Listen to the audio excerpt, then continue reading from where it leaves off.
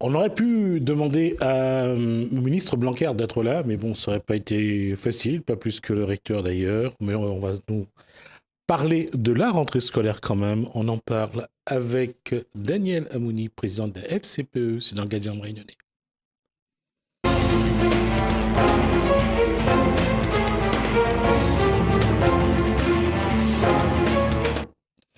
Bonsoir Daniel Amouni.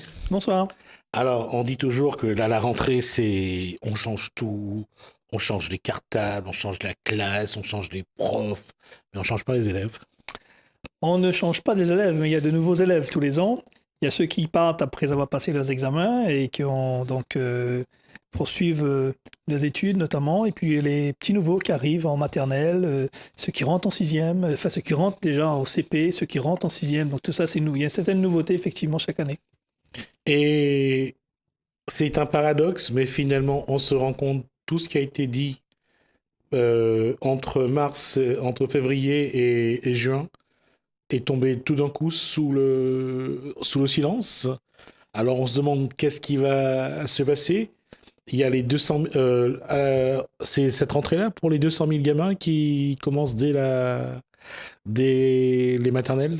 Matériel 3 ans. obligatoire, alors j'ai un doute, c'est 2019 non 2019. Il me semble que c'est 2019. Il y a ça qui est en préparation. Il y a le collège qui rentre, lui, par contre, Et c'est cette année pour la nouvelle version du bac ou pas? Alors pour ceux qui rentrent en seconde, donc ils passeront le bac dans 3 ans. Ah, d'accord, ok. Oui. Et tout ça, le collège avec... non, les primaires avec 2 instits. Ça existait déjà, mais c'est enfin, avec 2 instits, les 2 doubles en classe. Donc au CP qui est étendu aujourd'hui au CE1.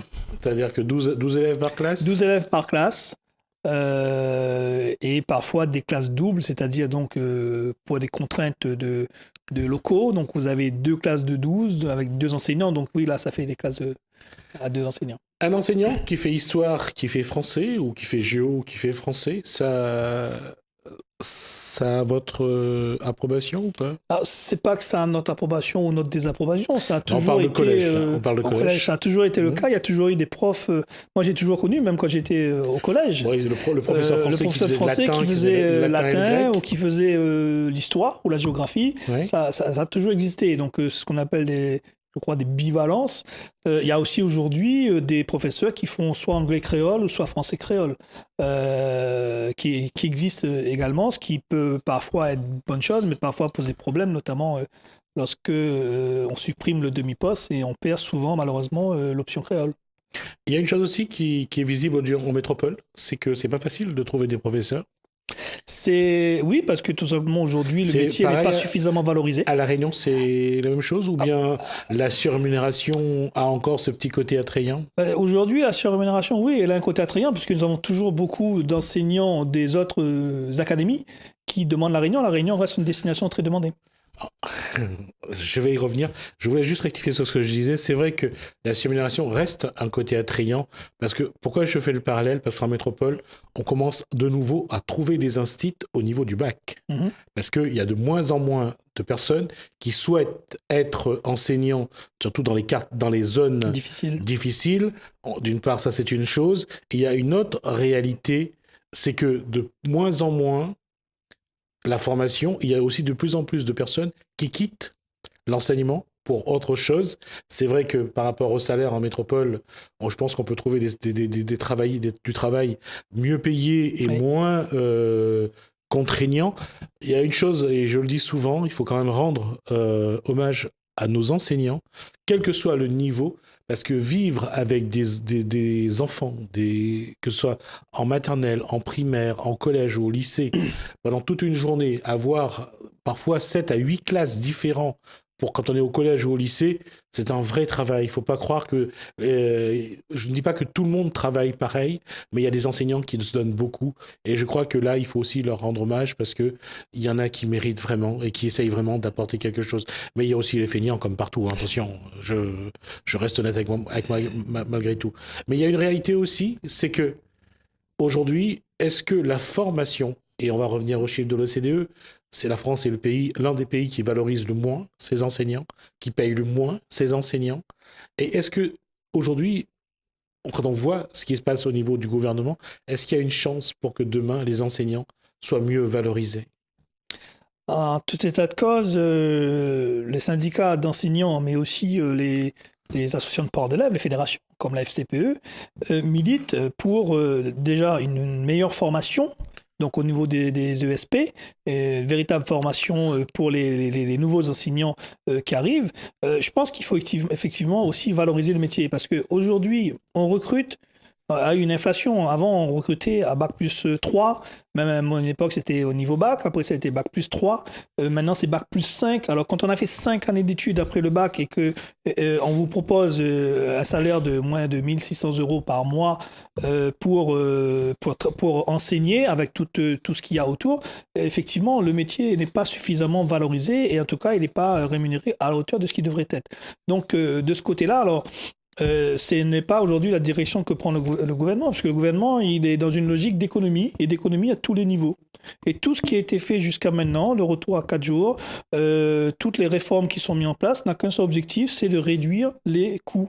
Et donc, on n'est pas aujourd'hui dans une volonté de, je dirais, mettre tous les moyens.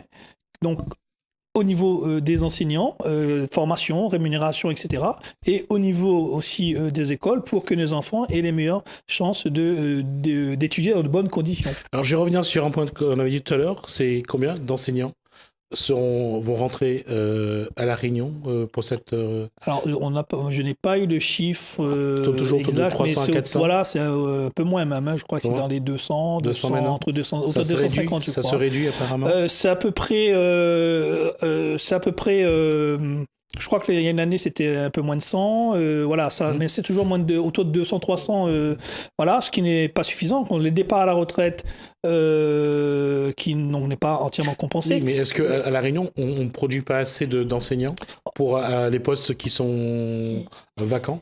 Il n'y a pas, alors de notre point de vue, il n'y a pas suffisamment d'enseignants. Alors tous les postes sont pourvus.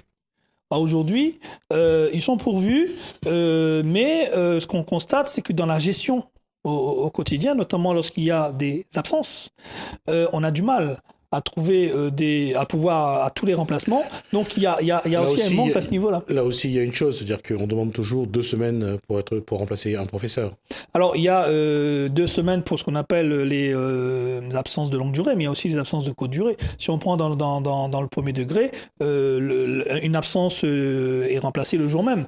Encore faut-il qu'il y ait suffisamment de remplacements, ces fameux, ce qu'on appelle ZIL, hein, les postes, les remplacements qui se font sur zone, s'ils ne sont pas pris par ailleurs, mais là-dessus aussi, il y a un gros travail à faire parce qu'on constate que il n'y a pas suffisamment de professeurs pour pouvoir remplacer, pour voir donc tous les absences. Et en plus, cette année, avec le dédoublement des classes de CE1, donc l'année dernière c'était les CP, cette année les CE1, donc on va dédoubler, donc on va multiplier par 2 le nombre de classes, alors bien sûr pas partout puisqu'on est toujours dans les zones d'éducation prioritaire, et cela aujourd'hui se fait quasiment à effectif constant, c'est-à-dire qu'on n'a pas programmé plus de postes pour mettre en place ces dispositifs. Alors il y a une chose aussi, quand on voit on amène l'école à 3 ans pour tout le monde aujourd'hui. D'une part, il faudra créer les classes et avoir les enseignants. Et de l'autre, il faudra avoir avec les collectivités les ASEM. Alors, déjà, il faut quand même préciser une chose. Et juste là-dessus, pourquoi je dis ça, et ça, vous le savez déjà, Daniel, c'est que les postes d'ASEM sont de plus en plus supprimés parce qu'on a utilisé beaucoup les contrats aidés pour ça. Aujourd'hui, comme les mairies ne forment pas, comme les mairies ne titularisent pas, on a de moins en moins d'ASEM professionnels. D'accord. Alors déjà, je disais, il faut rappeler une chose. C'est qu'aujourd'hui, effectivement, en maternelle, l'école n'était pas obligatoire. Mais 97%. Elle n'est toujours pas obligatoire. Elle n'est toujours pas obligatoire, elle le sera à la prochaine rentrée. Non. Je vais juste dire que je rappelle, j'entends ça souvent sur les radios, on dit que l'école est obligatoire. Je rappelle que l'école n'est pas obligatoire, que seule l'instruction ou l'enseignement est obligatoire. C'est-à-dire qu'un parent qui décide de garder son enfant à la maison et de lui apprendre à lire et à écrire, c'est autorisé. Personne ne peut quoi que ce soit contre cette personne. Donc, à condition quand même de respecter un cahier des charges qui est fixé par le ministère de l'Éducation nationale. Il faut qu'à 10 ans, il sache lire, écrire, compter. il doit respecter le programme quand même. Donc il y a des contraintes, c'est-à-dire oui effectivement l'école en elle-même n'est pas obligatoire, bon, on va pas jouer sur les mots, mais c'est vrai que quand on parle d'école on parle bien de l'instruction, on parle bien de l'obligation de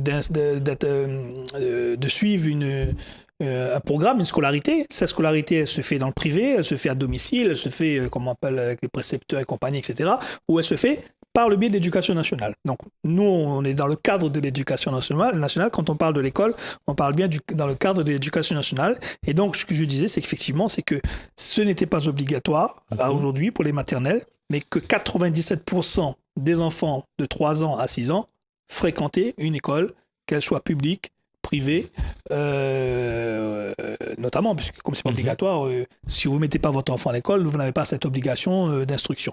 Donc à partir de la rentrée 2019, si je ne me trompe pas, parce que je ne pense pas que ce soit cette année, il y aura cette obligation qui ne va pas changer grand-chose, sauf pour les quelques 28-30 000 enfants qui n'étaient pas scolarisés au niveau national, y compris la Réunion, et donc ils auront cette obligation. On parlait de 200 000 pour le territoire national.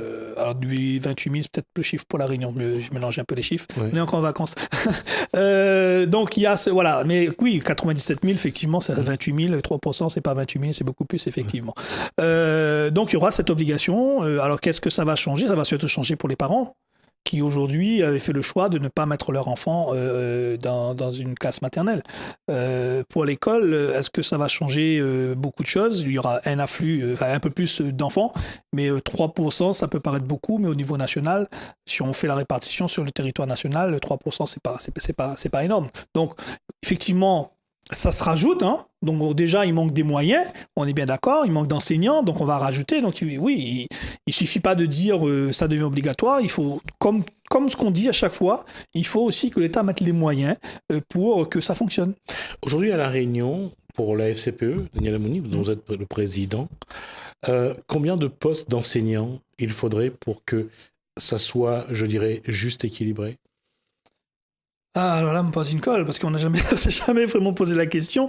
Il faudrait déjà qu'il y ait un enseignant devant chaque classe. Ça, déjà, c'est... Alors, c'est le cas, hein, comme je dis, de manière générale, c'est pas ça qui pose problème.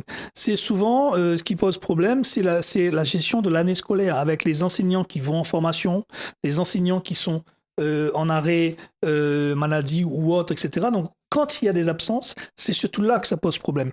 Et puis, avec, comme je disais, les dédoublements de classes qui se mettent en place, donc, je sais qu'au niveau du rectorat, ils font ce qu'il faut pour mettre des enseignants. Sauf que c'est où est-ce qu'ils les prennent, ces enseignants? C'est que souvent, ils les prennent soit sur les enseignants qui étaient donc en remplacement, donc qui ne font plus du remplacement et qui viennent sur ces postes-là, ou soit sur d'autres... voilà, je veux dire, c'est un effectif qui est déjà là. Donc, il est, je dirais, assez limité, assez contraint, et plus on va puiser dans ce quota-là sans augmenter le nombre d'enseignants, et plus on aura du mal à assurer toutes les missions. C'est surtout ça, la problématique. Mais on ne peut pas dire aujourd'hui qu'il n'y a pas de classe sans enseignants. Par contre, il y a, parce qu'il y a toujours un enseignant affecté sur un poste, mais par contre, ce qu'on constate à chaque rentrée, ce qu'on se constate sur un trimestre, notamment le premier, mais sur toute l'année en général, c'est que parfois, vous avez des enseignants qui sont absents, et vous avez donc des élèves d'une classe, ou de 2 classes, ou d'un niveau, qui se retrouvent sans enseignant pendant plusieurs mois. Ça peut arriver jusqu'à plusieurs mois. Donc c'est cette gestion-là qui aujourd'hui est vraiment qui est vraiment pas optimisée, parce qu'on est dans un souci d'économie, et donc on fait au coup par coup, on fait appel à beaucoup, de plus en plus malheureusement, à des vacataires ou à des personnes qui sont recrutées au niveau de Pôle emploi. En métropole, ça se fait de plus en plus, et à La Réunion, on n'y échappe pas. C'est-à-dire qu'on va donc prendre des contractuels pour assurer donc ces remplacements, assurer des enseignements, sauf que ces contractuels, malheureusement, n'ont pas la formation qui est dispensée, notamment à l'ESP, pour tous ceux qui passent le concours et qui réussissent ce concours. Donc on a des jeunes qui sont diplômés, mais qui n'ont pas de formation pour pouvoir transmettre un savoir. Et aujourd'hui, quand on voit cette rentrée qui arrive, on voit le contexte qui va précéder un petit peu, parce qu'il va y avoir aussi la question à voir avec les collectivités aujourd'hui. Pour les transports, c'est les EPCI. Pour la cantine, c'est la municipalité. Également, pareil, pour l'entretien des écoles. Il y a cette fameuse heure méridienne où le rectorat et les mairies se renvoient la balle en disant c'est pas à nous d'avoir à surveiller les enfants pendant l'heure du déjeuner. On le voit. Je veux dire, comment trancher cette situation-là, sachant également que tout ce qui est ASEM, c'est les mairies. Tout ce qui est le périscolaire, c'est également les mairies. Et on sait que les mairies, aujourd'hui, ont totalement mis fin au périscolaire, faute de moyens. En tout cas, ce qu'ils ont reçu, ils l'ont placé ailleurs. Comment, aujourd'hui, cette école peut trouver un équilibre, sachant que les intérêts des politiques ne sont pas les mêmes intérêts que l'éducation nationale? Alors c'est là justement où se pose le problème. Si on parle par exemple de la pause méridienne, les choses sont claires. C'est de la responsabilité des mairies. Cette pause de 90 minutes, elle est sous l'entière responsabilité des communes et donc du maire. Donc c'est à lui de mettre en place la surveillance de cette pause méridienne. C'est à lui qu'incombe donc la restauration scolaire. Je rappelle que la restauration scolaire n'est pas obligatoire, elle est facultative. Donc une mairie n'a pas obligation de mettre en place une restauration scolaire. Mais à partir du moment où elle met en place la restauration scolaire, elle doit donc mettre les moyens pour la faire fonctionner, et elle est responsable de ce qui se passe en tout cas sur la pause méridienne. Donc là-dessus, il n'y a pas à trancher, elle est déjà tranchée. Ce qu'il y a, c'est que qu'est-ce qu'on fait sur cette pause méridienne? Donc, effectivement, les communes ont fait le choix de renoncer à la semaine de 4 jours et demi, et par voie de conséquence, elles ont renoncé au financement qu'elle allait avec. Financement du périscolaire. On pourra toujours débattre sur la qualité du périscolaire, sur de telle ou telle commune, ce qu'on fait pas, etc., etc. Il n'empêche qu'il y avait donc des financements. On peut toujours dire que c'est pas suffisant. D'ailleurs, les communes disent que c'est pas suffisant, donc c'est jamais suffisant quand on écoute les différentes collectivités. Mais il y avait quand même quelque chose. Et donc, cet argent disparaît. Donc aujourd'hui, il n'y a plus de financement d'activités périscolaires, ce qui fait qu'elles disparaissent. Même si les communes, pour certaines, ont fait le choix de mettre en place des activités sur la pause méridienne, c'est fonction de ses capacités financières. Donc d'une commune à l'autre, ça ne va pas être la même chose. Et les communes qui ont les moyens vont pouvoir faire du qualitatif, et les communes qui n'ont pas les moyens ne feront que de la surveillance, où il n'y aura pas d'activité périscolaire. Donc aujourd'hui, tout le monde est content qu'on soit retourné à 4 jours, les collectivités, les parents, paraît-il, sur lequel moi je ne suis pas tout à fait d'accord, parce que les parents que je rencontre ne sont pas d'accord sur ces 4 jours, mais c'est un choix qui a été fait. La FCPE respecte le choix démocratique, mais est-ce qu'on en a mesuré les conséquences? Les conséquences, c'est que il n'y aura pas, dans toutes les communes en tout cas, les mêmes chances pour tous les enfants, entre les communes riches et les communes moins riches, en celles qui pourront donc mettre en place des activités et celles qui ne pourront pas le faire. Et va se poser la question, effectivement, de ce que va devenir cette pause méridienne dans un certain nombre de communes. Quand il y avait les financements pour le périscolaire, on disait que ce n'était pas suffisant. Aujourd'hui, il n'y a plus de financement. Ce n'est pas le plan mercredi, donc on attend aussi de savoir quels vont être les moyens, qui va pouvoir changer quelque chose à ça, malheureusement. La question est puisqu'on parle de l'heure méridienne, on parle également des ASEM. Les ASEM, ce sont des communes, ça c'est une évidence. Comment aujourd'hui faire en sorte, parce que les enseignants de maternelle qui n'ont pas d'ASEM, aujourd'hui commencent, ça fait un moment que ces enseignants tiquent en disant il n'y a personne pour m'aider, j'ai 24 enfants de 3 ans dans la classe et tout seul, je ne vais pas y arriver. Alors après, tout dépend ce qu'on entend par aider.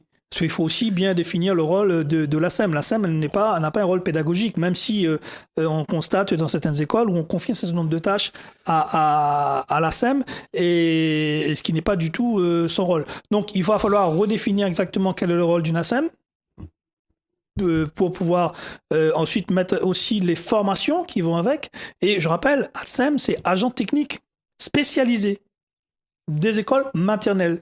Donc, qui dit agent technique spécialisé, dit du personnel qualifié, du personnel formé. Donc, il faut arrêter, et quelque part, les communes sont un peu contraintes et forcées, d'avoir du personnel qui tourne tous les 3 mois, tous les 6 mois dans les établissements, et donc avoir du personnel pérenne, formé, et qui puisse s'occuper, remplir pleinement leur rôle, qui n'est pas que dans la classe.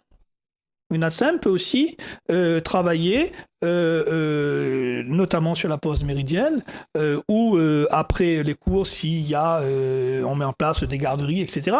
Donc c'est un vrai métier, ATSEM. Et il faut que les communes mettent en place les moyens, les formations, les outils nécessaires pour cela. Une vraie politique, parce que l'organisation, la hiérarchisation, la structuration de ce corps de métier, on le sait très bien que souvent, une partie de ce personnel est d'abord des militants ou des militantes qu'on a placés là, parfois sans qualification, sans formation. Comment faire en sorte que ce personnel, ou comme toute la fonction publique territoriale des mairies, ne soit pas également une clientèle électorale? Il faut revenir aux fondamentaux, qui est le concours. Pour être fonctionnaire, il y a un concours. Il y a un examen, donc un concours passé, il faut le préparer.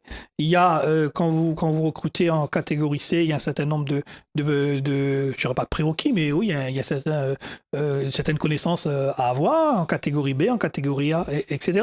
On peut, la loi autorise de faire appel à des contractuels. Sauf que les contractuels, aujourd'hui, on a tendance à généraliser cela au détriment du fonctionnaire titulaire quelque part, et qui lui a passé un concours, qui a suivi une formation avant d'être titularisé. Aujourd'hui, quand on prend quelqu'un qui est en contrat aidé, les mairies ont joué le rôle de tampon social. C'est un rôle que moi je ne conteste pas, mais peut-être qu'aujourd'hui il y a d'autres choses. Pourquoi toujours garder les gens dans la précarité? Des gens ont besoin de travailler, et peut-être qu'il faut aussi leur donner une perspective d'avenir, une carrière, et donc les former pour qu'ils puissent s'intégrer dans la fonction publique avec on peut commencer par un contrat, je suis pas contre ça, je dis pas ça, mais peut-être qu'à un moment donné, 3 mois, quand vous êtes là depuis 10 ans sur des contrats de 3 mois, bon, j'exagère volontairement, mais il y en a quand même qui renouvellent tous les 3 mois leur contrat pendant des années. Quelle perspective d'avenir vous donnez à ce personnel? Il n'y a pas de formation, il n'y a rien, donc ils sont toujours là à travailler, je dirais, sans vraiment savoir où est-ce qu'ils vont. En mars 2020, on votera pour les municipales. Est-ce qu'aujourd'hui, est-ce que ce sont les parents d'élèves? Est-ce que ce sont les syndicats de la fonction publique territoriale qui doivent essayer parce que ça fait maintenant des décennies qu'on parle de valorisation, qu'on parle de vrais plans de carrière, qu'on parle de formation.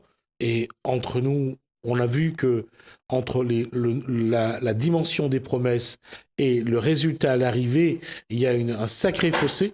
Comment faire pour que demain, les employés communaux aient un vrai plan de carrière, une vraie stratégie d'avenir?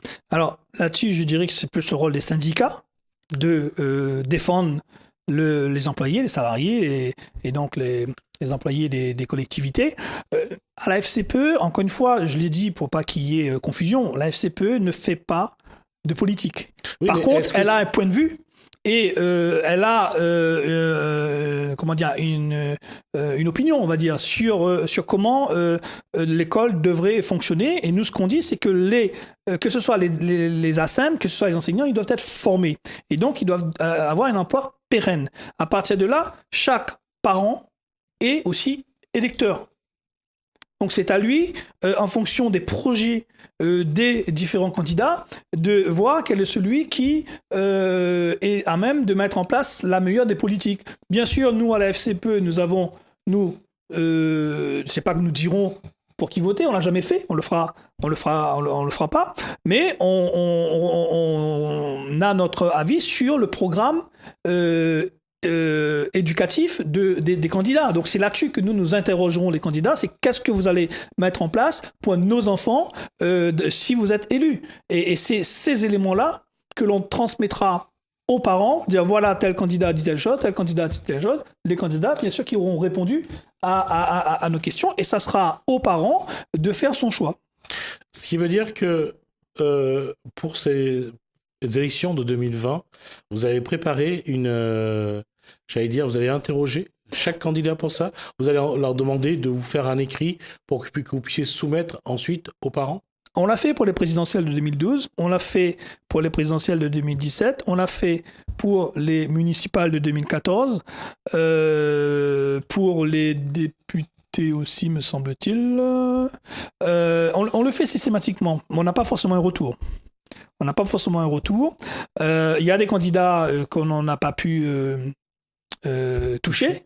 Et donc, en tout cas, la FCPE, que ce soit à La Réunion, mais au niveau national, à chaque échéance électorale, fait valoir son projet éducatif et demande aux candidats de se positionner par rapport à ce que nous souhaitons voir se mettre en place dans les écoles. Ce qui a été le cas en 2012, en 2017. Nous avons, pour les présidentielles par exemple, reçu différents candidats ou leurs représentants qui sont venus échanger avec nous sur le projet éducatif du candidat. Et ces éléments sont ensuite transmis donc à nos adhérents, sont transmis aux parents pour qu'ils puissent faire leur choix en toute connaissance et en connaissant la position de la FCPE sur les projets éducatifs des uns et des autres.